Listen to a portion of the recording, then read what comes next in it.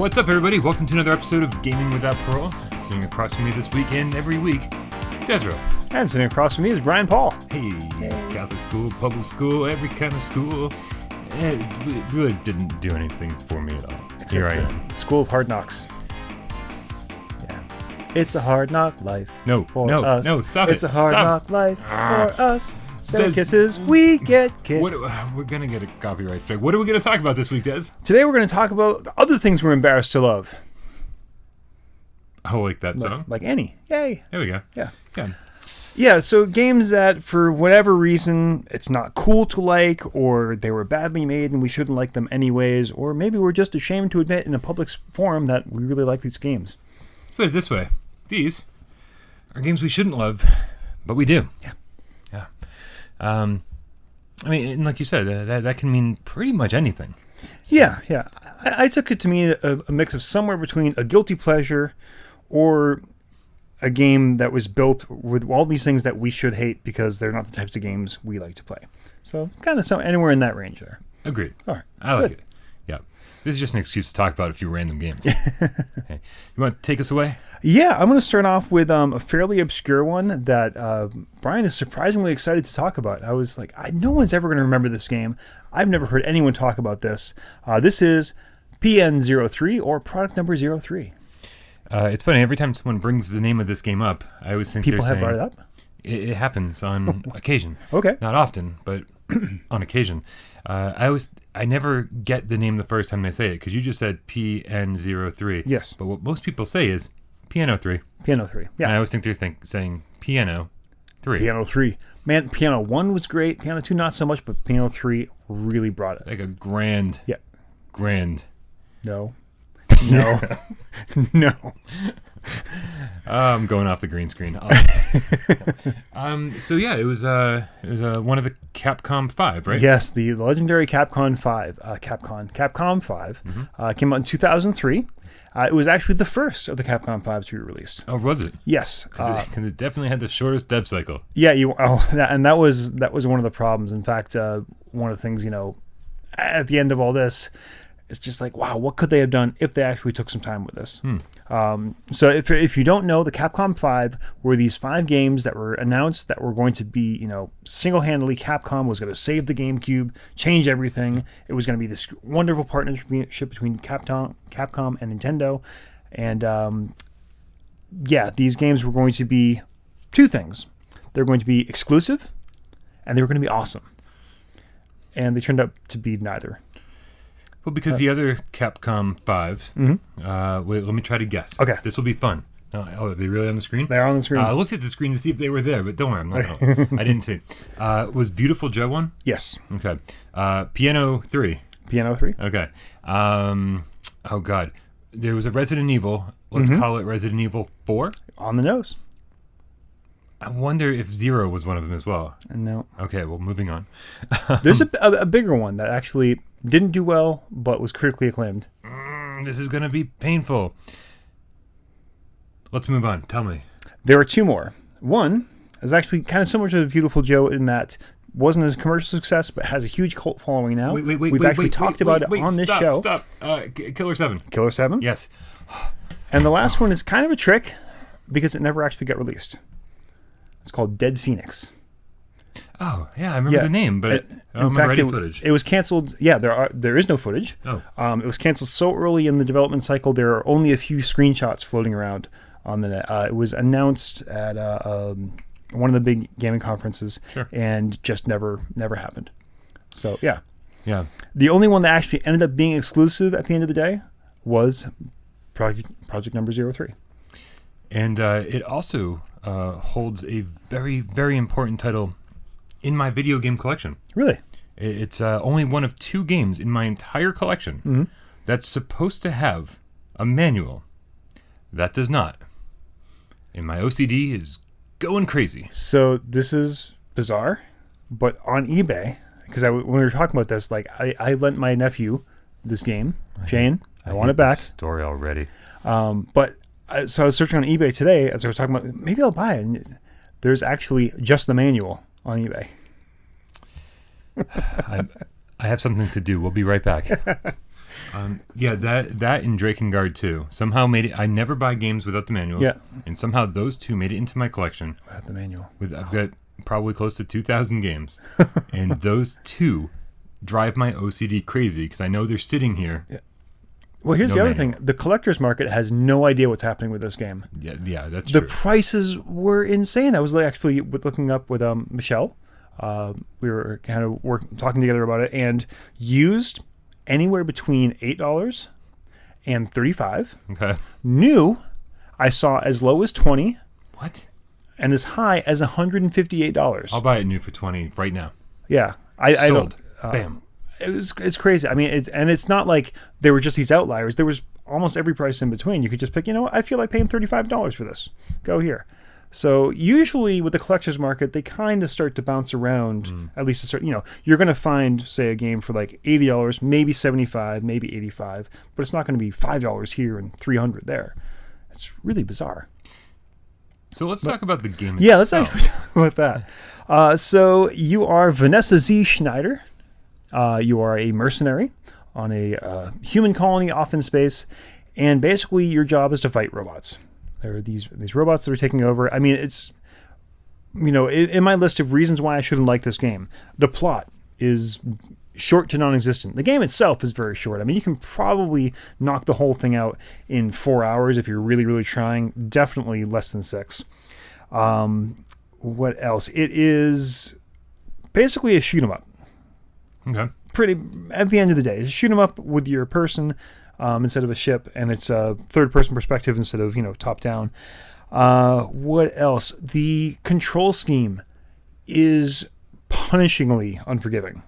You're going to read a lot of reviews of this game, if you read reviews, that say it's a bad control scheme. It's not. It's just you need to get your shit straight. Mm-hmm. Do what you mean when you mean it. There's no room for error. And then as far as the enemies goes, there's no AI. They just come in specific patterns, just like, a shoot 'em up. Also, control-wise, your character can fire and defend itself or move. I did not say fire and move. So you need to get yourself into a strategic place in the room and then take your offensive actions. So all these things, it's rhythm-based. And the music is this really 90s, very, very 90s electronica soundtrack. The action, the gameplay, rhythm-based. Kind of, sort of, yes and no. Not it's really hard to explain because the other thing is your character is dancing. This badass mercenary in this exoskeleton they called Aegea suits, gives her all these awesome powers, very Metroid-y, very, that kind of power suit thing, but then she's sitting there sort of like I need to go play this game right now. Yeah, it's fantastic. And then as you're doing your special combo, she does these incredibly graceful animations and movements. I mean, it's really beautiful to watch. So now we're kind of swinging into why Des likes this game. Yeah. The animation actually I found is it's motion capture and then pretty much freehand animated into the system. So there's a ton of attention to detail. Here's the other thing, I'm not going to go ahead and call myself a feminist, but I'm not really behind the whole just wholesale objectification of women just to do it, that, this whole industry seems to base itself on. That's a topic for another show, but yeah. I'm for it. So you see like this, you're like, oh my gosh, this is basically just a cheesecake game. Yeah. But actually, and we didn't even mention the director and creator of this game. You may have heard of him. He's done a couple of smaller games. Shinji Mikami. Oh, wow. Yeah. Interesting. That guy? Yeah. When he was developing the game, he didn't really care if it was a male or female protagonist. He just liked the grace, the motion, and all that. And it was actually the dev team that said, all right, we'll make it a woman. Is that okay? Yeah. Cool. So you've got that motion. You've got that amazing... It's really incongruent, but it looks fantastic. The punishing controls, I'm one who doesn't really, I'm not like a button masher kind of guy. I like to just enjoy the game. I'm more about plot in a lot of ways. This is not that. You need to, like I said, you need to get your ducks in a row. You need to have everything settled. The fact that it's not AI, that it's basically these patterns, you end up getting to the situation where, like, okay, you recognize, all right, there's this audio cue, this visual cue. I need to do this pattern of motions now. Yeah. So it is so difficult to do that when you actually pull it off, you get a huge sense of achievement. Nice. It's like, man, I nailed this. The music is pretty good, actually. If you strip everything away, this is pretty much a classic arcade game, just with a very pretty shell on top. Think of like your Centipede, your Asteroids, games like that. It's really that. It's like waves of enemies coming at you. You need to control and do it right. I shouldn't like this game. Most people don't like this game. The consumers did not like this game, but Des likes this game. We need to send you home with Nier Automata, because Nier Automata. It sounds basically like the current gen version of what you're talking about. Oh, okay. Well, I did find out that Mikami, after he left Capcom, took a lot of these ideas and remade them into a game called Vanquish. Oh, yeah. Which I haven't we played go. yet. Yep. So, it's very similar, I guess, as far as the combat goes. It changes things up a little bit. Vanquish. Platinum Games? Yeah. Yeah. Yep. It's interesting. PlayStation 3, I played it on. It was a cover-based shooter, but it was really just amazing. Yeah. Boy, I hope I'm thinking the right game. So it's really it's kind of an example of, so we had product number 03. Piano 3. Piano 3. Which was absolutely rushed. I mean, no two ways about it. If you look, like, the background textures just don't exist. They spent a lot of time on Vanessa, a fair amount of time on the bots, but everything else is very sparse. And you could say that's an aesthetic choice. A lot of it kind of reminds me of like Mirror's Edge, everything very white and monochrome. But I think more of it was just like, we don't have time to do this right. Which is a shame. I mean, I think when you're dealing with something like, it's the Capcom 5, suddenly you've made a commitment. You've bitten off more than you can chew. Yeah. Especially when these games are going, if the Capcom 5 was supposed to be exclusives. Yeah. It was supposed to be... Sorry, Star. It was supposed to be like exclusives, and when they realized the GameCube wasn't selling the way that like PlayStation 2 was, they were like, well, we can't spend the budget we initially planned on spending when these games, no matter how well they sell, we're not going to recoup our losses. Which is why we saw Killer 7 and Resident Evil 4 make their way to other platforms, even though we were promised they wouldn't. So end of the day, I mean, if you can find a copy of this, I think it's worth giving a shot. It's, like I said, in the days of 40, 60, 70-hour long games, it's a nice little break. I mean, I can't say this is the best game ever, but this is a game that scratches a weird little itch that I didn't know I had. But, well, Vanessa. Goodbye, Vanessa. Yeah. I'm just realizing now I let my nephew borrow this when he was about 12 years old, so... Perfect. Yeah, that's why I never got it back. That's right. Okay. Well, suddenly things are making sense. The case is stuck shut. As are all the got a manual for you. In the manual. I don't want the manual. Sticky. So my next game is... I think we're going to find a lot of similarities here. This game is the only game based on a George Romero movie ever made. Okay, I have my attention, sir. Yeah, it's called Land of the Dead. So it was one of the later ones. All right. Road to Fiddler's Green. Okay. Yeah. You kind of got Land of the Dead. Road to Fiddler's Green.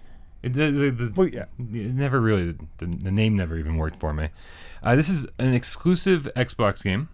Original Xbox. Xbox OG. And it is also on the PC, but we never count that. Sort of the counterpoint to Stubbs the Zombie. Yeah, no. This is, man. I mean, you can already see the gameplay footage. This looks like a budget PC game at best. Yeah. Which would be in line with George Romero's work, so good job there. I mean, I suppose. But you still want to make a quality game. I don't want to get into George Romero's movies. I think a lot of them are really well done. But for the budget. I mean, for the budget, yeah. So maybe there's something intentional here, but the reviews were horrible. And when I say horrible, I mean like GameSpot, I always do that, gave Land of the Dead a 1 star out of 10. Wow. 1 out of 10. All right, so Piano 3 was a little better than that. Slightly better. It was getting like 6s and 7s at least. Yeah, some real weird choices that they made with Land of the Dead. One of the first ones being your melee weapons. You can only carry 1 at a time. but you can carry every single gun you pick up throughout the entire game. Like, must be in your backpack or in your back pocket. Okay. But yeah, you only have room for one melee weapon. Period. All right. That's it. Which is fine. You find the fire axe and you're good to go for the most part.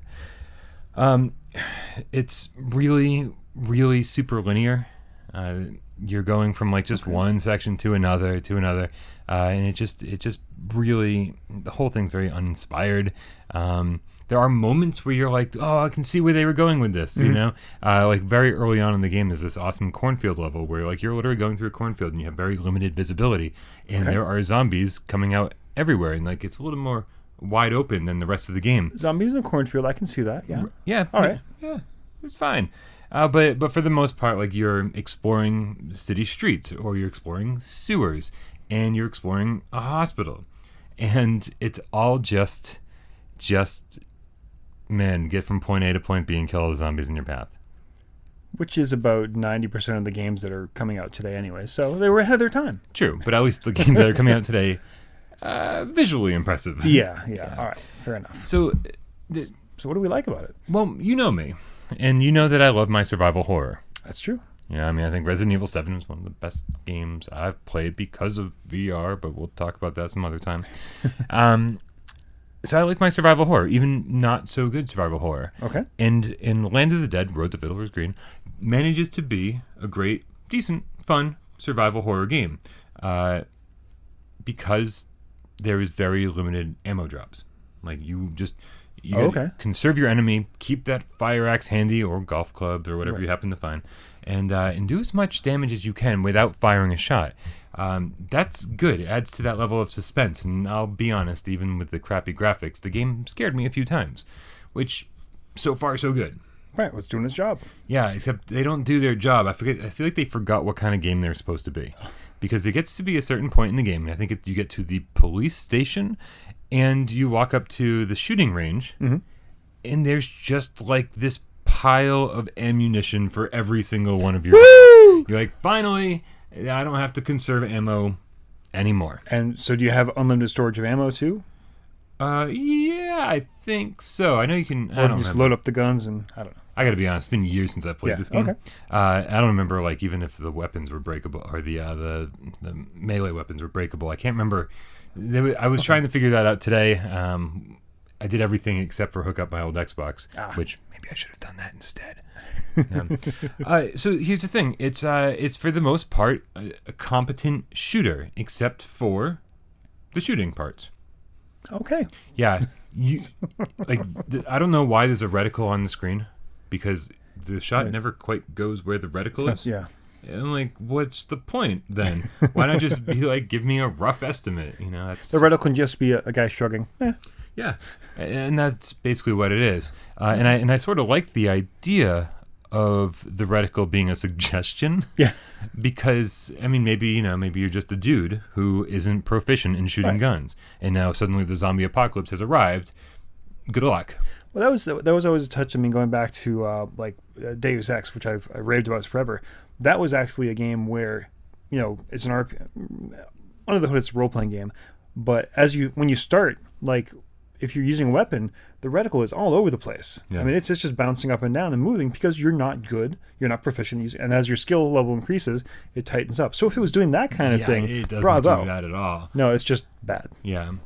And there are two levels that really, or two areas, one of them that you actually come back to, that do the thing that I really hate, and that's turn the level into a maze. Oh, fun. I hate mazes. Really hate mazes. Yeah. And that's the sewer level, which you go through and then go through again. And then the hospital, which is why I hate Silent Hill games.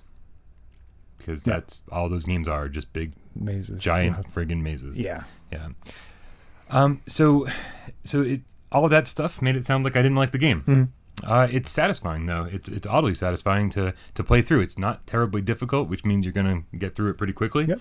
And it's a zombie game, and it's a earlier-ish zombie game, PlayStation 2 era, even if it's on the Xbox. And the Xbox itself, not a system that had the benefit of having Resident Evil games or a lot of zombie games, because it wasn't the primary developers' focus. So, a little bit of a diamond in the rough, a little bit of a hidden gem. Okay. But be prepared. It's there's a lot of things wrong with it. Just know that because it's still somehow fun. Is this something you can pick up for pretty even money dirt or cheap? Dirt cheap. Okay, great. Dirt cheap. I mean, $10 gets you a complete copy. Probably sealed. I don't know. Oh, great. All right. But yeah, I bought mine a few years back, and I don't think the price has gone up. So the good point, the good part of this episode is talking about games that we shouldn't like. We're getting some value games here, actually, games that weren't particularly popular. So yay. Yeah, which brings us to my next game, which is absolutely free. Hooray! For the absolutely newest version, came out, was released only a couple months ago. This game is completely free. This is Magic Duels. Just Magic Duels. Yeah, we're going to start, take a little bit of a break off into a completely foreign language for Brian. But this is Magic the Gathering. This is Wizards of the Coast's newest entry into kind of the gaming world. I shouldn't say newest necessarily, because this version was first released in 2015. You can get it on Windows, Xbox One, and iOS devices. Sorry, Sony. I don't know. You guys have to talk to Wizards. Sort it out. This is the latest entry, like I said, in their attempt to make a game-playable version of Magic the Gathering for normal human beings. Now, there is Magic the Gathering Online, which is its whole other animal, and that way madness lies. I'm going to ask Brian to pull up some screenshots of that. Does it look like it was made in 1993? Yes, it does. Is it 50 to 70% of Wizards of the Coast income right now? Yes, it is. This is craziness. We're not going to talk about that. What we're going to talk about is Magic Duels, which, hey, I'm just making Brian work. So, anyways, to kind of explain my love for this game, I was a pretty heavy Magic player for a few years. I kind of missed out on it when I was younger. It came out in '94. I was in high school then. I should have been prime candidacy. It just never clicked for me back then. Fast forward, more than a decade, to a few years ago, a friend of mine, Ben. Hi, Ben. I don't know if you watch this anymore, but hello. We kind of sort of fell into Magic together, started playing, actually, he was a stay-at-home dad, I was a stay-at-home dad, we got together once a week, played at his place, was very much into it, and then I started going back to school full-time, and I realized I did not have the headspace anymore for Magic, so I had to sold my whole collection, went clear, cold turkey. Yeah, it was tough. Was that a big, expensive collection? Mine wasn't massively huge. I mean, people's Magic collections can get crazy expensive. That's what I was wondering. I got a couple $100 for it. Oh, okay. Crazy. But I wasn't like there's lots of different styles of playing. There's standard. And I was a standard player, so I would just kind of play what was going at the time, and sell my cards so I can buy the new ones. So I wasn't really like a collector. That being said, I still like to kind of keep track of what's going on. And if you're not familiar with Magic, as the cards, new sets of cards are released every few months or so. And this is a nice way to keep up. What's great about this version of Magic the Gathering is it keeps up with the current set on its own. Okay. So you basically fire it up, and if the new set is out, you get to play that set. You can go back and play the older sets, but those cost in-game currency. The reasons I shouldn't like this, it's in some ways it's kind of dumbed down. You can only play... Don't mind me, I'm just looking... Oh, for his escape, I know. We're talking about card games. So... Do you see the white thing that I'm trying to grab on the monitor? Oh, I see that. What is that? I don't know. That's driving me up the wall. It's something that exists. Not really. That's the warning to tell us that it has not been recording for the past 20 minutes. So actually, speaking of the last 20 minutes, I'm kind of rambling on here. Sorry. But basically, it's not as in-depth, of course, as playing Magic in the real world against people at, your local Friday Night Magic or whatever. It's just the basic, what we call standard rules. Mm-hmm. You've got the story mode, which lets you play a tutorial. Basically, it kind of shows you how to play Magic the Gathering. I think apart from finding a friend who can speak human language, it's one of the best ways to learn how to play Magic. A lot of times, if you go to your local shop and say, "Hi, I'm new. I want to learn how to play this game," you'll be crushed by, those kind of geeks. Gotcha. Those people we don't like very much. You know, oh, you don't know how to play Magic, blah, blah. How are you going to get people interested in your hobby if you stomp on them like that? But if you don't have a nice, decent human being who can teach you, this is a great way to learn. Once you finish that, then the story mode continues on, introducing to the characters and the plot lines of the current set, also introducing you to the mechanics. What's really nice is if you hit a mechanic you don't understand, it actually has these like little breakout mini tutorials, which kind of shows you how this mechanic works by kind of playing a little kind of mini puzzle game, I guess is the best way to put it, where you can only solve it by using that mechanic. It drops you back into the game and you're good to go. If you want to play older versions, that's the in-game currency. I think I said that already. So that's story mode. Battle mode, you can play versus the computer, or you can play online. It actually does some pretty decent level matching. You can also play two-headed giant in battle, which means something to some of you out there. As you win, you earn coins, and as you win some levels, you get booster packs, just like you would get at your card shop. So you open them up, there's some cool cards there, and then you get into the third way of playing, which is deck building. Okay. The deck building, this is the thing I love the most about this newest version. Older versions that have come out for consoles, the deck building has been non-existent to awful. This is great now. You have your whole library, but you can search digitally by color, by card type, which is pretty normal and basic, but now it actually is so granular. You can choose by creature type, by keyword, by effect. It's really, really easy to just go through and say, you know what, I want to make a Flyers deck. Boom. I want to make, pick your poison. It's very, very easy to make those kind of decks now. I don't play Magic in the real world right now, but this is an awesome way for me to get my toes back in. Before we move on, yeah. I want to clarify something. You started this off by saying this was totally free. Most up-to-date version, totally free. Yes. Okay. How do they make money? The microtransactions. There is microtransactions. Yeah, so you can caught up now. Right, you can buy boosters and other levels through either earning in-game currency or just straight up paying for it. Okay. The other thing that's kind of neat is another way to earn extra in-game currency is they have daily challenges.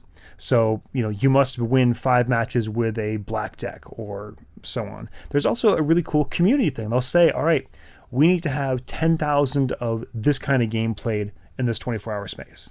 Oh, wow. And so the whole community is going after this goal, and if you get it, then everybody gets gold, which is kind of neat. So if you're curious at all about Magic the Gathering and don't want to face the neckbeards at your local shop, it's a great way to learn. But if you do get into it, please, I'm going to say this, and I think this goes for gaming as well. Get your stuff at your local game shop. Don't go to Target or Walmart or they don't care about the products they're selling. They don't care about you. But if you go to your local comic shop, your local game shop, you're supporting people who are passionate about this stuff. And I think the same thing goes for video games as well. Yeah, possible, yeah. Anyways, that's my Magic. We're running low on time, as we always are. We always are. So I do want to kind of blast through this one a little bit. Mm-hmm. It is just a brilliant game, based on a brilliant movie. Yes. Really, something that's near and dear to The City of Lost Children? My heart. We already talked about that. I know. It was such a bad game. Such a bad game. No, this is quite the opposite. This is Hannah Montana, the movie, the game. It's came out for Wii and 360 and PlayStation 3, and I bought it for $4.72, free shipping. And the reason I bought it is because I'm going to get you back, don't worry. I am getting you back for the magic. It's an easy platinum trophy. If you're a trophy hunter I am, then I'll tell you, sit down with this game for like 4 hours and you will never be the same person again. Because I've made it pretty clear that I like a lot of things that 14-year-old girls like. iCarly, for instance. Bright Eyes. The Academy is. These are all things that, 14-year-old girls. iCarly actually has a fencing episode. I've seen every single episode of iCarly. Yeah. Yes. Yeah. Anyways. That's a topic for a different day. Launching next week is the iCarly cast. I can't wait. A podcast that's not a bad idea. A podcast about a show that's about a podcast. And it's over. Oh my God. My goodness. We're gonna have to edit. We're gonna have to edit this out. We're calling you Miranda Cosgrove. You're on our list of guests. I'm not even joking. That's okay. Anyways, I would ditch this show in a heartbeat for an iCarly podcast. Moving on. Hannah Montana, the movie, the game, which is funny because it is. I love that title though. I do have to say that's a great title. So it is called, on the box, it says Hannah Montana: the movie, but you can't search, like if you're looking for a review or a walkthrough, you can't go online and go Hannah Montana the movie review, Hannah Montana the movie walkthrough. You have to it'll be Hannah Montana the movie the game, and so it's forever been known since release as Hannah Montana the movie the game. It really has this nice musicality to it. Sure does, especially when I say it like Hannah Montana the movie the game. I've had a lot of coffee today. All right, that'll be Max's Monsters' next single. Sure. Yeah, Max's Monsters. I remember them. So it does follow the plot of the movie. Thankfully, God would hate for it to, steer away from that. Which means there's a lot of fetch quests about farming. I guess I don't know anything about Hannah Montana. This is the downfall, right? If it's an iCarly game, again, I'd be all about it, no matter how garbage it is, because there's plenty of those, and I've played them all, and they're great. But this is like horseback riding mini games, and there's a carnival going on in this really backwoods town that you visit. And, well, sure. And so there's always like a little amusement park type games, shooting water guns and stuff, making duckies go across the screen. Okay, like you do. Like you do. You chase boys. You play dress up. Like you do. Okay. I don't know. It's music mini games. So is it just the achievements that we like about this? Oh, I love the achievements. Okay. Yeah, platinum trophy for sure. So here's the thing. So I was like, I'm forcing myself to do this for the trophy. This is when I would play anything for a platinum trophy. Okay. This was years ago. I don't do it anymore. I don't have time. Right. So there's an element of like me being like, okay, let's go fetch this because it'll make the boy that we want like us. All right. Let's go inside and change our clothes because we want the boy to like us. Like you do. Like you do. So already you think this has Brian Paul written all over it. This is not the case. I was like half asleep and I did some horseback riding, and there's like a lot of, on the PlayStation 3 version, a lot of motion controls because they're really taking advantage of that 6-axis controller. Okay. Yeah, the 360 version has nothing on this. So what happens is the next thing you know, you're going from being Miley Cyrus, or I don't know the characters. Does she play herself? It was Miley, and Hannah Montana was the name of the star. Alter ego, yeah. But I don't know if it was Miley Cyrus. I think she might have had a different last name. Yeah. All right. I don't have kids. I wouldn't know this. iCarly. Woo. So as soon as you become Hannah Montana and you start like playing gigs and shows and stuff, I don't know. The motion control thing gets into full effect, and like you start like having to like wave it above your head this way and wave it above your head that way. And there was a moment in some drum solo that I was doing this, and I was like realized I was doing this and smiling at the same time, and I was like, holy fuck, I like this. Awesome. It was so stupid that you couldn't help but smile. Okay. And it does, like, the rhythm games, everything about this game, even the whole like I gotta make this boy like me, man, it's goofy, stupid, and I really liked it. Yay! Yeah, I'm it's embarrassing, but man, what a well-deserved platinum trophy. I'm not a believer in the whole guilty pleasure idea. I think if you like it, you like it. Yeah. Own it. Yeah. You know what?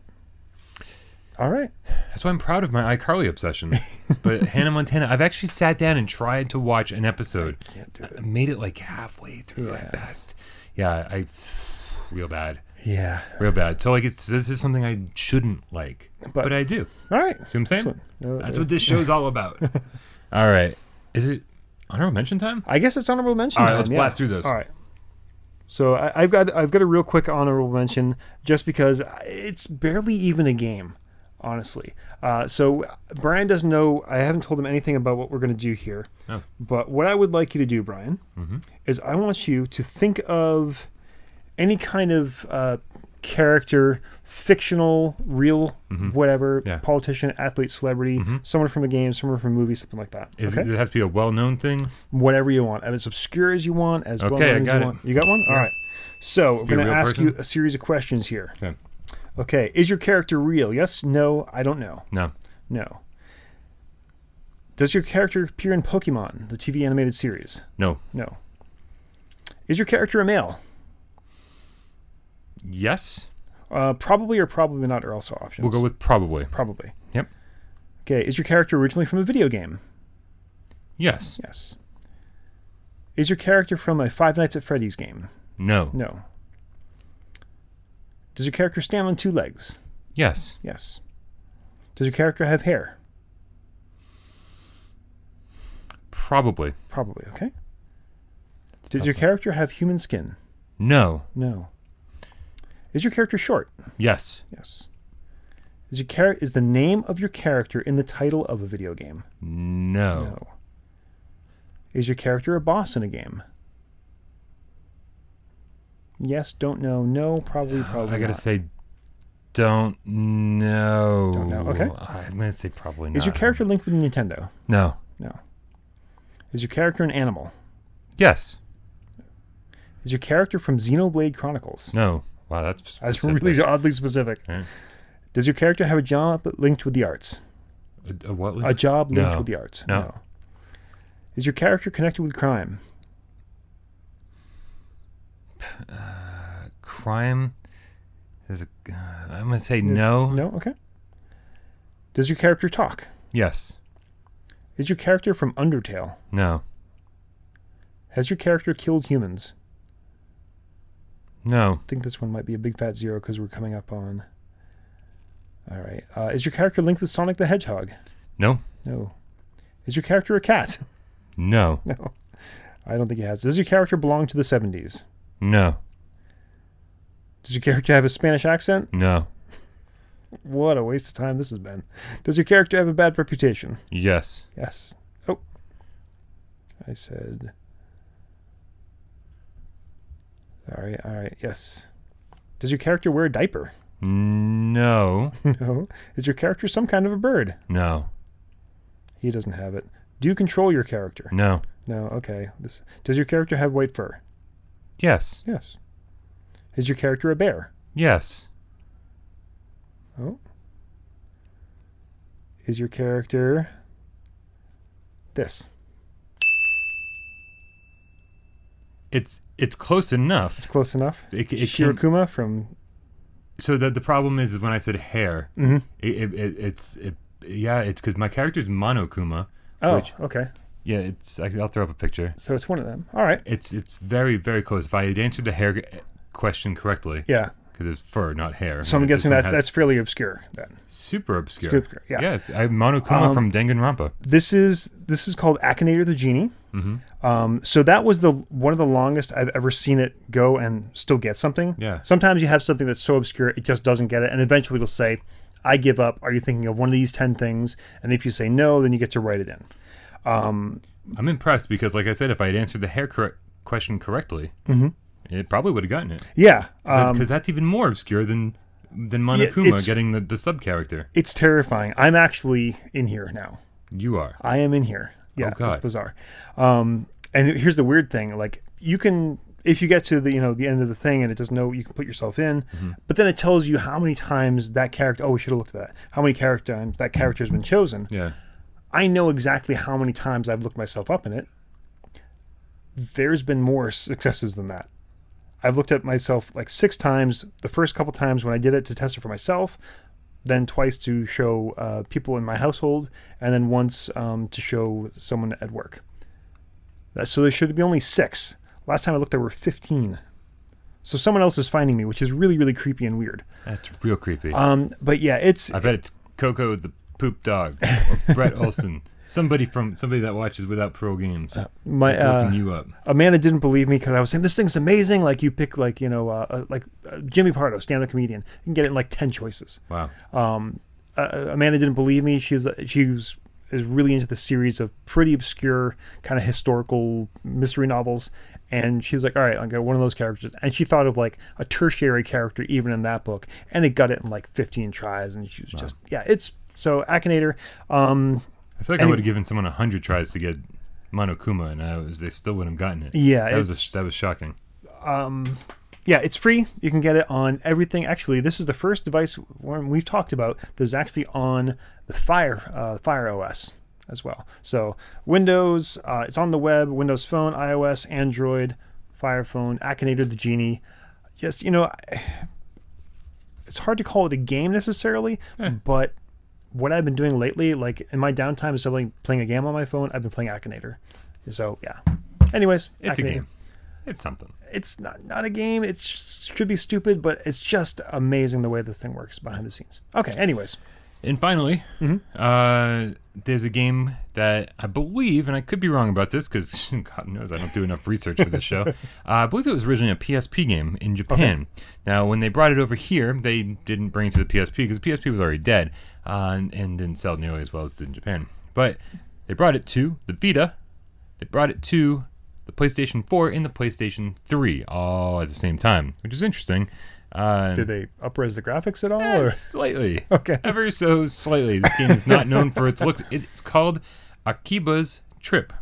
Akiba's Trip. Now, the title is awesome because it actually, the S is right in the middle. I'm looking at it now. Akiba's Strip. Akiba Strip or Akiba's Trip. The S is right in the middle. You can pronounce it either way. But it's got a subtitle of Undead and Undressed. Now, so does that pun work in Japanese or is that just in English? God only knows. God only knows. This is a very interesting game for sure. It was a very cel-shaded game. May I? One of these days we'll get around to actually talking about cel-shaded games. We love cel-shaded games. But it's a cel-shaded version of Akihabara. Of course, one of the most popular parts of Japan. Well, for people like me, at least. Oh, God, what does it say on the box? No, keep going. It's so he plays a character who his name is literally no name. Okay. That's what it translates to in I can get behind English that. anyway. So you can put in whatever name you want. And what happens is very early on in the game, you are converted to, let's just call them vampires, so we don't have to talk about sinisters and that kind of stuff. Vampires. But you're basically converted to a vampire, and your mission in this game is to go seek out other vampires and with the help of an app on your phone to discover vampires from the general populace, you have to go and expose those vampires to the sun. And I don't know, how would you do that? By, well, let's see, picking up random objects around the city and beating the crap out of those people to destroy the fabrics of their clothing so that they're weak enough to tear the clothes off of the people part by part. Yeah, Japan, we love you. We love you so much. You just wander around Akihabara tearing people's clothes off. Who hurt you? Oh, we did. Sorry. It's a game that should totally suck. It's a cheap game. It's a budget game. It is fan service defined. This is wonderful. Yeah, it's made by Acquire. It's published by Xseed. It is neither one of these companies are known for their like AAA game development. This is not one of them for sure. There's all sorts of things wrong with this game, and unfortunately, all the things that are really wrong with it, like the concept, I was going to say the premise that needs some work. And the strange like incestuous relationship you have with your little sister. Let me tell you this about those concepts. I'm a huge fan of all of it. This is such a creepy, weird game, and I will tell you, it was an earlier PlayStation 4 game. So like there wasn't a whole lot to play, but there was plenty of stuff to play that was better than this. I beat this game. Yeah. It's not a short game either. I think I probably spent like over 20 hours with it, and I mean very low percentage of total completion. It's just a lot of fun, and when you're tearing people's clothes off, and like you can tear, because you don't just tear off the clothes of vampires, you also tear off the clothes of regular people, sometimes accidentally, sometimes for fun, and they just run away in shame. It's adorable, and the police come after you. It's fantastic. See, I laughed because I know how this game gets sold, because the elevator pitch is actually on the back of the box. Oh, please read. Fend off hordes of vampires the only way you know how. By stripping them so they melt in the sun. Yeah. You know what? If I'm a developer or a publisher, some guy corners me in an elevator, just says that sentence, here's a pile of money. Yeah. Go make me a game. It's really strange. Like it's why hasn't this been a movie? It should anime. be. It should be. Actually, I think they made an anime out of it. It would not surprise me. I feel like I was looking for reviews today, and Yep. I stumbled across an anime. There's like all this dress up stuff that I actually really like. Like you go buy stuff in like all these like little otaku stores, shops, and apparently I've never been to Japan. Please, somebody take me with you. But right, but apparently it's like a really faithfully recreated Akihabara or Akiba for the locals. Yeah, Cool. Very strange but awesome, and get it for the PS4 because the load times on Vita are atrocious. Yeah, I will say this is the kind of stuff I'm an Xbox guy. These are the kind of weird things that we don't really get too much of, like just weird Japanese games. I do kind of miss out on that. So, yeah, that's basically what sold me on the PlayStation 1 back in the day. Yeah. Like there was a time where Parappa the Rapper, if you even remember what that is, was super duper obscure and just so off the wall that you would be like, no one's ever going to bring this stateside. And Sony goes, sure, we'll do that. absolutely. So it's good to see that it's still happening, especially now in the PlayStation 4 ecosystem. Oh, cool. Des, what are we going to talk about next week? Next week, well, when's this going to hit? I don't know. This will probably hit this Friday. This one, okay. This is So gonna the be a next week, direct-to-DVD. oh, we have a very, very special episode coming up. Something we've been, or at least I've been threatening Brian with since we started this concept. Can't wait to see what it is. Stay tuned. Don't tell them. It's going to be amazing. Okay. It's going to be amazing. Support us on Patreon. Follow us on everywhere, and we love you all. Bye. See you next week. All right. Oh wait, for Gaming Without Parole, I'm Brian Paul. And I'm still Desra. We'll see you next week.